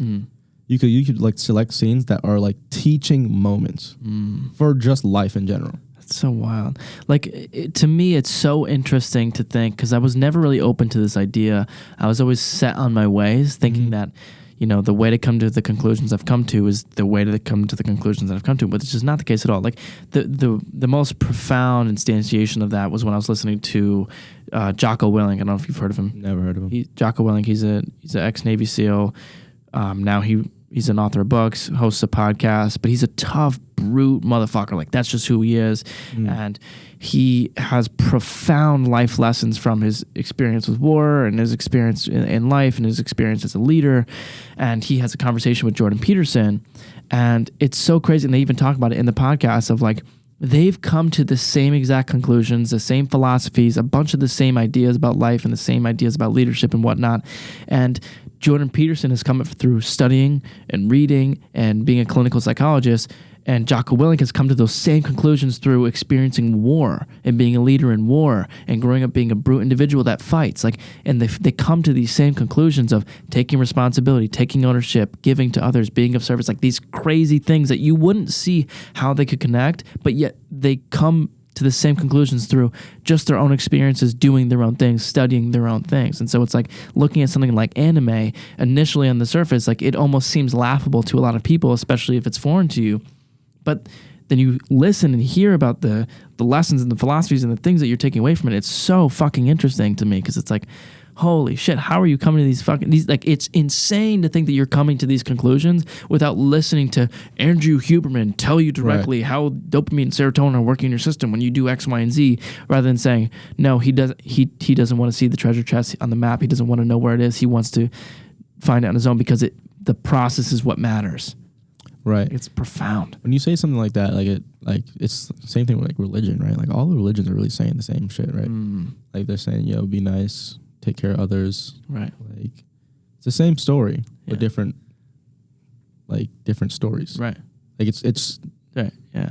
I feel like life just works out that way, right? Like life just works out as it should. Right.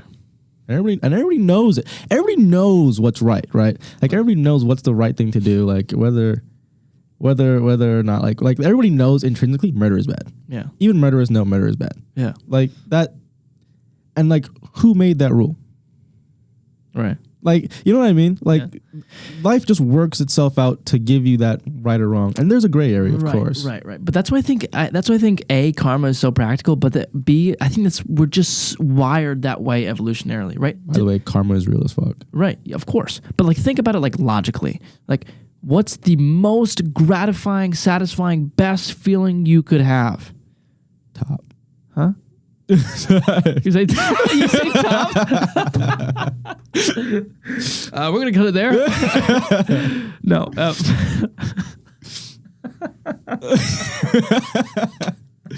No, please continue. I was so out of left field. That's so funny. The most satisfying feeling that you could have is. Take your time. Oh fuck. The most satisfying thing you could feel is giving to other people. Oh yeah, for sure. There's nothing like it. There's nothing like it. Yeah. No matter how many accolades you get, no matter how many fucking Bugattis you get and what colors you get, the best feeling you can have is in some way being of service to other people. Yeah. Why? Because there's no better life strategy. Yeah. Like in the most, it's crazy. God, the universe, whatever you believe in, has wired us in a way to where the most selfish thing you can do to make yourself feel the best is simultaneously the best long-term strategy for success. That's fucking bonkers. Dude, it's like I was telling someone, I forgot who I was talking to, but I was talking about like life is perfect. Yeah. Like it's perfect. Yep. There's no other word for it, right? Literally. Like you look at water and you drop a stone in the fucking water, right? Yeah. And then you see the ripples. Like it's perfect. Yeah. And you drop a stone in the water and like the water like bounces up, right? You know what I'm talking about? Yeah. And it's like the most perfect like do you know what I'm talking about? Yes. Like I don't know how to explain. No, I know exactly what you're talking about. The water is perfectly spherical. Circles, man. Fucking circles. Circles, dude. Wow. But yeah, like life is perfect, and there's a reason that like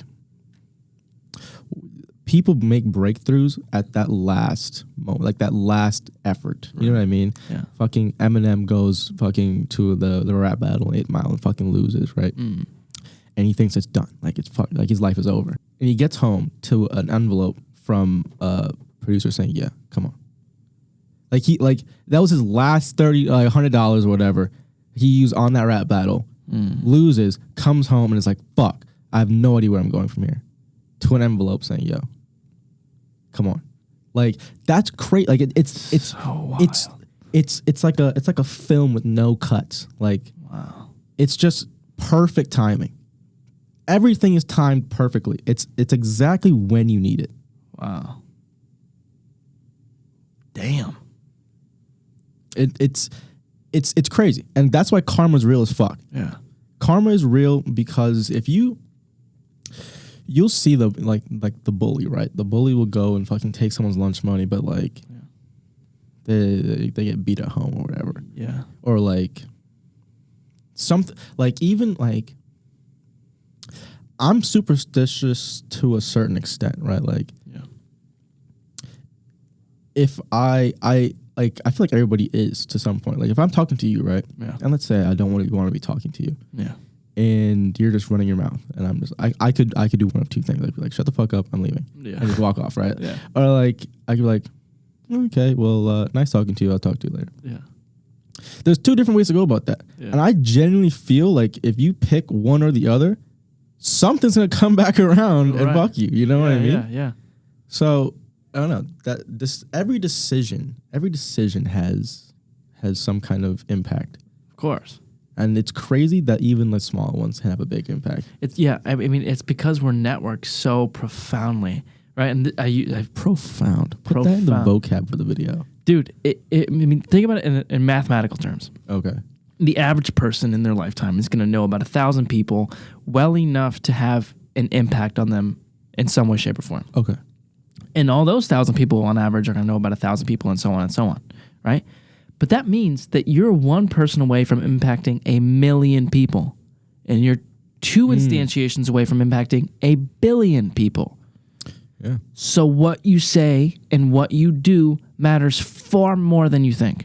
Oh, like that guy, the fucking, you know the guy that's, he makes TikToks probably, but like, he's like, yeah, give me a person and I'll connect I'll connect a picture of mine to a picture of them. You know what I mean? Like, for example, like he'll, someone say Abraham Lincoln. Yeah. And he'll be like, all right, this is a picture of me and my boy. Oh, it's a picture of my boy and someone else. Yes. And it gets back to fucking Lincoln. Yeah. I guess that's what I got from what you're saying. Right. But that's a concrete way of thinking about it. But it's like, when you do something good, it's far better than you think. And when you do something bad, it's far worse than you think. Because you're impacting the people around you and you're impacting yourself. And influence is the most powerful thing that you have. And if you're not taking care, it's why taking care of yourself is the most important thing. Because there's no better way to influence somebody else. Like, what's the most motivating thing? It's not me telling you, go get after it, go do your thing, be a better person. It's me getting after it and being a better person. That's the most motivating thing. Well, there's 2 jars, right? Everybody has 2 jars. One's labeled intrinsic and one's labeled extrinsic, right? And people kind of do little alterations in which one they value more. Right. Some people really get more out of like the extrinsic, people telling them like, oh my God, like yes. And a lot of people have that intrinsic motivation on real low, But that intrinsic motivation is like the one. Like that's of course. That is the, like, if you had to like sacrifice one, the intrinsic motivation is the one you should never sacrifice. Of course. Well, and this is the example I always give. It's like, listen, let's say you have 2 people that are really overweight, right? Yeah. And they're the exact same body type, all same genetics, same everything. So we're not talking about any fucking bullshit, Well, what if you, no. Same exact human being, right? First hypothetical. It's, January and he's 60 pounds overweight and he wants to look good at the beach because he's recently single and he wants to look hot for the girls at the beach, right? Oh God. Extrinsic motivation, right? That's that I would argue. Continue. Or whatever. No, please continue. Okay. Please continue. Top. Extrinsic motivation. He's motivated by the judgment of others or whatever, right? Mm. So that's extrinsic, right? So that's person A. Mm. Then you have person B. He goes to the doctor. Doctor says, hey man, you keep eating and behaving in this way and you keep living this unhealthy lifestyle, you're going to die within 5 years.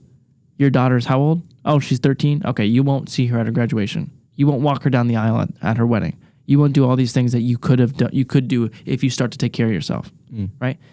Same person, 2 different levels of motivation. Yeah, it's 5 a.m. and they have work at 9, and then they have to go home and take care of the family and do chores and do all this shit and continue working late, right? Who's gonna press snooze on their alarm? Who's gonna get up and hit the gym because that's the only time they have to go to the gym? Who's gonna reach for the fucking salad rather than the cookies? It's obvious, but why? No, it's not obvious. Why? Because I think it's flipped. I think you have it flipped right now. Really? Oh, absolutely. I'll tell you this. The first person that wants to look good in bed, right? Yeah. That's intrinsic as fuck. Like, I go to the gym because I want to look good during sex. Like, I want to look good during sex. Like, I want to look good during sex. It's not like... Yeah, but why? Because I look good during sex. Like, that's what I want. If it's the extrinsic of the cancer would be like why is he doing it? Because he wants to live. That's intrinsic. But the doctor gave him an extrinsic reason. Like I want to see my daughter. Like, it's not for him at that point. Does that make sense? Like, the first scenario of him looking good in bed is for him. Yeah. It's for him. The cancer patient that's not going to see his daughter's graduation is for his daughter's graduation. So I feel like trying to look good, looking good is not for you. It depends on the person, doesn't it? Feeling good is for you. But it's like, why do you want to feel good? What's making you feel good? If no one else could see it, if no one else could understand it, would you still be doing these things? I feel like there's always a mix of both. That's what I was going to say. It might just be a matter of perspective, but to me, I just feel like intrinsic is the gas that never runs out, and extrinsic runs out always. Intrinsic motivation does run out. You think so? Oh, absolutely. And there's people watching that definitely agree. Oh, of course, because not everybody's in shape. So Exhibit A, right? Like, some people need the additional applause or like motivation from other people to be like, yo, come on, let's go. Yeah. I mean, I'm not shaming either one.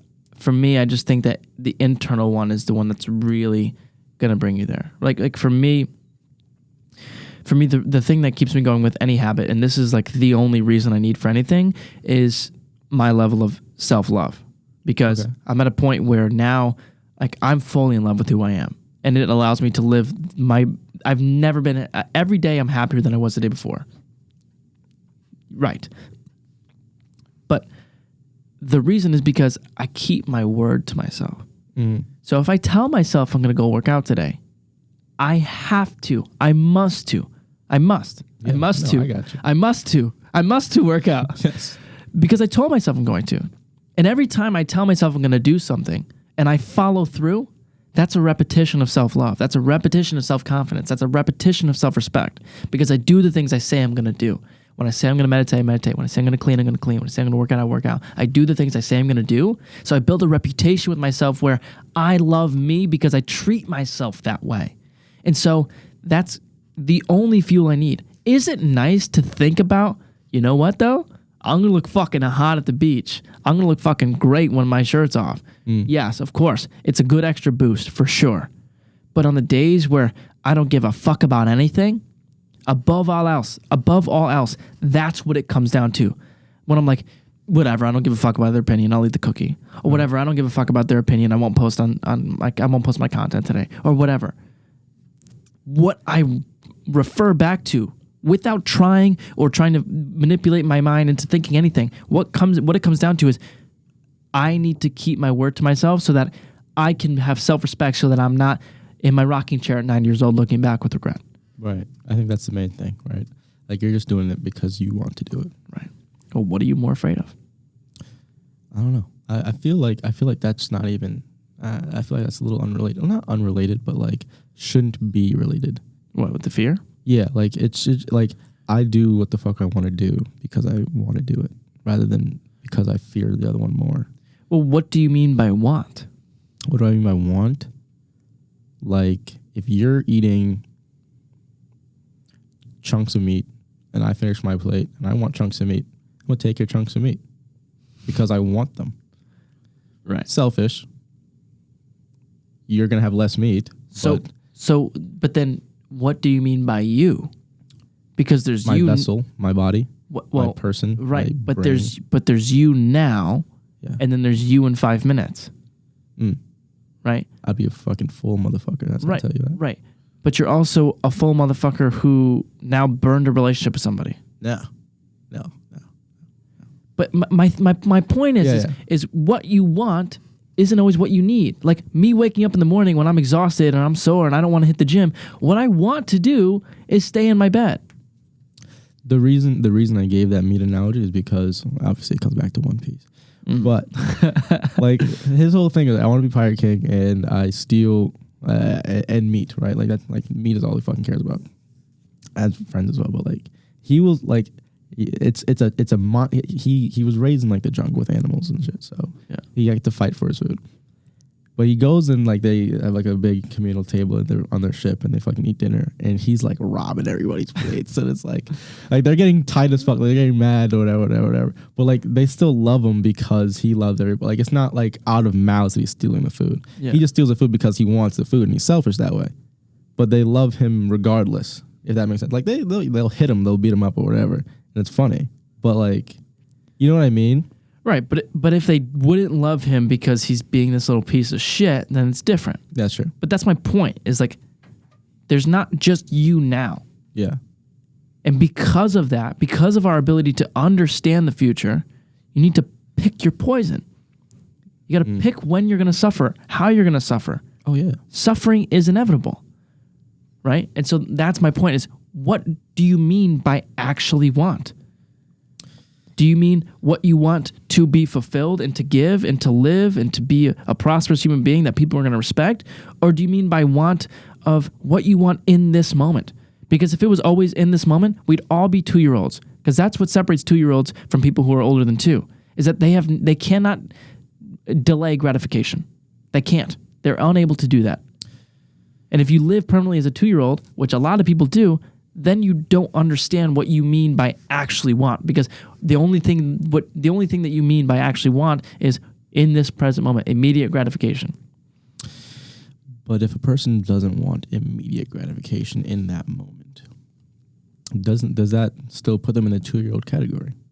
For example, depends. Like if I like right now, like if we're eating and I steal your food, I want the food in that moment, right? But I also like, I know that you're going to get mad at me. And maybe I'm thinking so far ahead that I'm stealing your food so that you like hit me or something, just so you can get that release that you needed that day.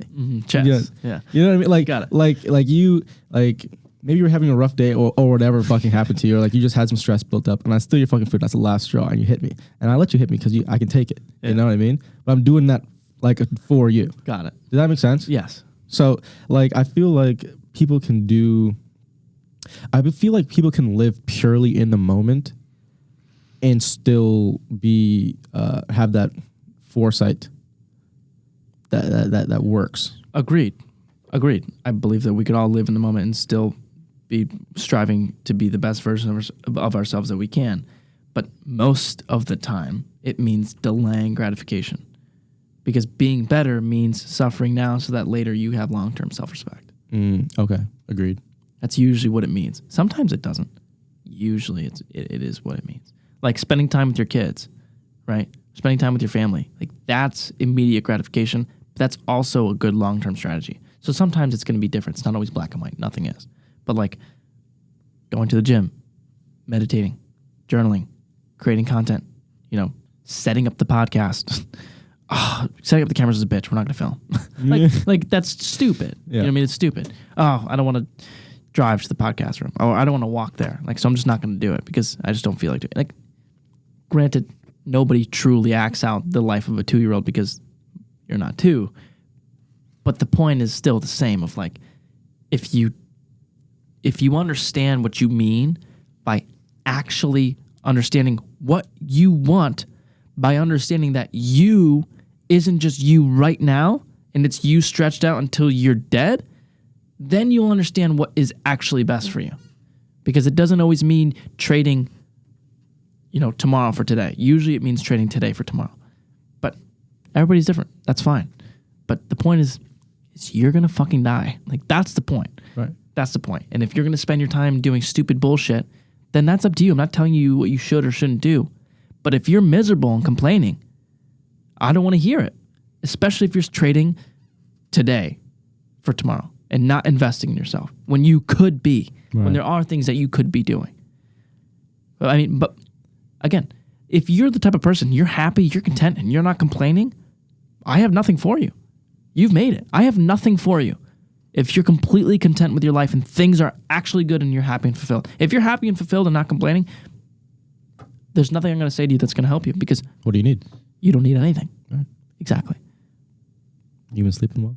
You been sleeping well? Me? Yeah. No. Same. Why you not been sleeping well? Cal and I are starting a sports videography business. Okay. And so right now what we're doing is we're building up our portfolio. Oh, that's right. You're talking about this. Yeah. And so we went to the basketball game on Thursday night, and then they want us to have it. They want us to film and then create the highlight reel the same night. And for those of you who know anything about editing, yeah, no, that's a lot. It's quite a bit of work there. And we're up till like 3 a.m. that night. Oh fuck. Oh yeah. And then every night we're up till this past month, Cal and I have just been. We're gonna eat shit for a couple months, which is totally good. There's no better time to. I'm fucking 21, so it's perfect. But we're eating shit, that's for sure. But you know what? It's good. We're gonna look back on these times now, and we were talking about this later, and it just juices me even just talking about it. But we're gonna look at these times now and just be like, that it was fucking necessary. I'm glad we did it. Yeah, exactly. Like we're eating shit, we're doing shit for free so that we can ultimately build the business. But like, fuck it, dude. What else are we gonna do with our time? This is so fulfilling. It's so incredibly fulfilling. I'm glad to hear it. Thank you. But yeah, that's why I'm not sleeping. Nice. Why aren't you sleeping? Honestly, I don't know. Like some kind of insomnia period I'm going through, I guess. Really? Yeah, like the day, like I'm not gonna lie, last night, best day of my life. Really? I don't remember when I went to sleep. I was watching Seinfeld, and the next thing I know, I woke up. But I haven't been sleeping, so I sleep for like 1-2 hours, and I wake up in the middle of the night. I'm like, okay, what the fuck do I do now? I drink some water, and then I can't go fucking back to bed, and then I end up fucking scrolling or watching a movie or something. Yeah. But this last night was like the first night I had like a good solid sleep. I woke up mad early as well, like 7 or something. Yeah. Like chilling. But I had a dream. I had a dream last night. Getting some top? No, close. I woke up in a light sweat. But let me set the scene. So I was at my friend's house. Friend was a girl, and I was in a room, and there was I was in her like parents' like office bedroom thing. Okay. And I had to use the bathroom. And the toilet was like in line with the master bed, like in line with it, like right at the head of the bed. Okay. Odd house. Okay. So, and the only way to use the bathroom was like to stand on the bed and like pee off the bed. Right. And like, I have some respect, so I wasn't going to fucking, pee. Like I didn't trust the stream, Right. I didn't trust the stream to like go straight in the toilet and like not fuck up their pillowcases. So I was like, all right, let's find somewhere else. You sit. We find somewhere. I just look around the room, find somewhere else to pee. I'm like, there's a dresser. So there's a dresser, and there's minimal things in the dresser. Find a dresser with not many things in it, and bottom dresser, and whip it out, and I start peeing. And I was peeing in the dresser. Where the fuck is this going? It was the most unsatisfying pee, I'll tell you that. But I was peeing in the dresser. And my friend walks down, and she's calling my name. And at this moment, I lose my balance. Like, because I'm peeing in the dresser. So I lose my balance, and I'm like falling mid-fall, and she's like coming closer, and I'm like, oh shit, I'm like fumbling, and I regain my balance as she gets here. And like the pee stopped, because I'm just like shocked, I guess. Pee stops, and she's like looking down at what I'm doing a little bit too endearingly, and I woke up in a light sweat. I woke up in a light sweat right after that. So I was is that it? Yeah, no, that's literally it. That's all I woke up in a light sweat. Yeah. Oh my God. You guys get dreams like that? So that's why Adam hasn't been sleeping. My ears are hot. That's so funny. All right, we got to wrap this up. All right. Oh, how long has it been? It's 12:08. Holy. Yeah. So here's the last question I always ask people when it's their first time on the podcast. Okay. Give it a second. Give yourself some time to think. It's you're on your deathbed and they're making your grave, whatever. And on your grave, they're not going to write anything about you, right? And you also can't leave anything behind. This podcast is gone. Any book you've written is gone. Anything you've said, done, impact, nothing. It's all gone. The only thing that they can write on your grave is one word. Not your name, nothing. Just one word. What's that word? Ask. Why is that? Closed mouths don't get fed. And that's something my older brother taught me. I was like, and it didn't really click immediately when he said it, but closed mouths don't get fed. Like, if you want food, you have to ask. Or, you have to go get it. Yeah. And if you want information, you have to go ask. Wow. So, given the circumstances that I'm not allowed to give any information about myself, ask. The people I touch along the way will tell you. Wow. I like that. Thank you. What was your word? I'm curious. Mine is love. Love. That's a great one. That's actually a great one. Love. Wow. I like that a lot. Closed mouths don't get fed. Yeah. That's fucking profound. Ladies and gentlemen, thank you so much for tuning in to episode number 29 of the Jason Scalora Show. For the first time, with Adam Hutchinson. In the building. In the building. Get us up top. Thank Wait, you. Whoa. Two guys in the stew. We'll leave his stuff in the description below. I don't know. I got some music. We'll see. Oh. A hobby at like max. Okay. A hobby at max. All right. But Well, yeah, we'll link it all in the description below. Thank you so much for tuning into this episode. Love yourself because I love you, and stay handsome. Hell yeah. Peace.